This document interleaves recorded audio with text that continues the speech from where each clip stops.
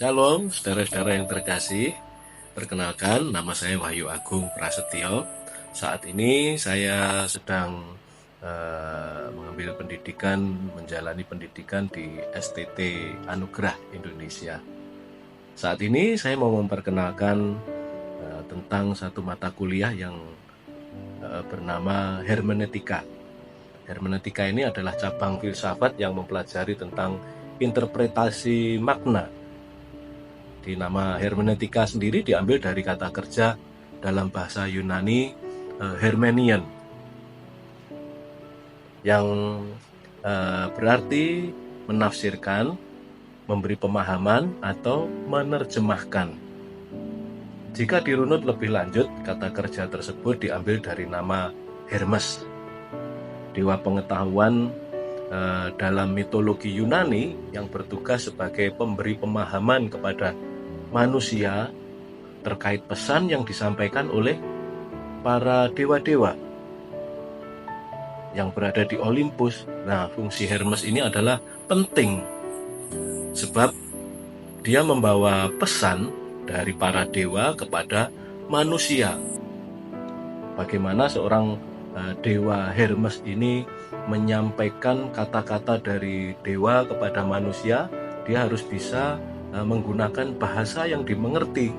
Dan sejak saat itu Hermes menjadi simbol seorang duta yang dibebani dengan sebuah misi tertentu. Berhasil tidaknya misi itu sepenuhnya tergantung pada cara bagaimana pesan itu disampaikan.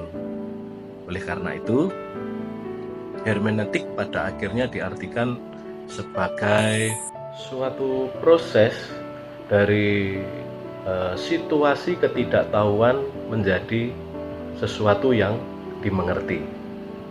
Nah, saudara, bagaimana hermeneutika Alkitab? Hermeneutika Alkitab adalah suatu usaha untuk menjelaskan atau menginterpretasikan dan menerjemahkan teks-teks Alkitab.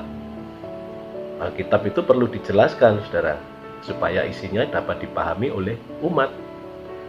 Melalui proses tersebut, pembaca dapat mengerti berita yang disampaikan oleh Alkitab. Nah, unsur penafsiran yang paling kuat adalah bahasa, karena komunikasi itu selalu berhubungan dengan bahasa. Nah,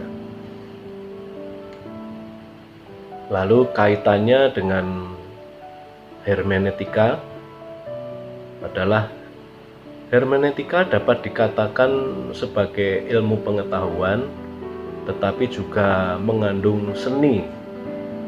Sifat dari hermeneutika yang pertama itu ilmiah, masuk akal, dapat diuji dan dipertahankan.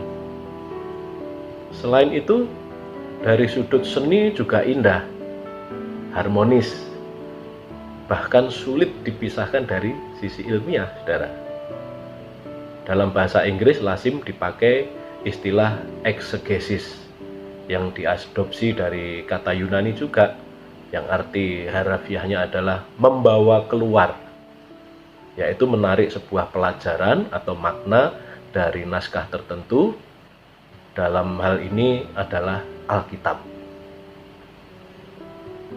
Berdasarkan tingkat kesulitannya dalam komunikasi lisan bergantung ada dua variabel. Yang pertama, keterbukaan komunikasi dari seorang pembicara, pengarang, atau penyunting dari naskah Alkitab terhadap pembaca dan pendengar. Lalu yang kedua, bentuk naskah dilihat dari ekspresi tulisannya.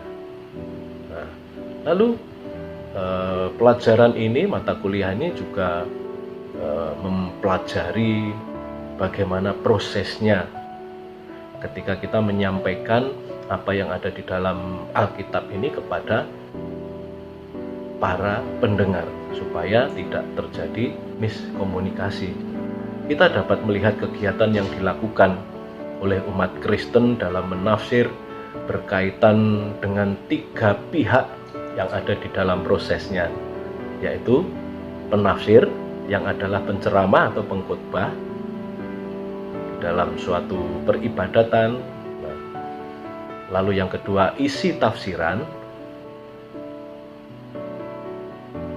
Isi tafsiran dari Alkitab itu. Dan yang ketiga adalah audiens atau jemaat atau pendengar khotbah. Salah seorang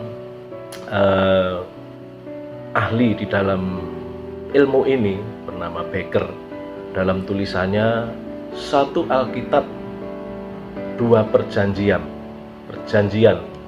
menganggap proses tafsir akan sia-sia seandainya kedua perjanjian lama dan baru ini tidak berkaitan, saudara.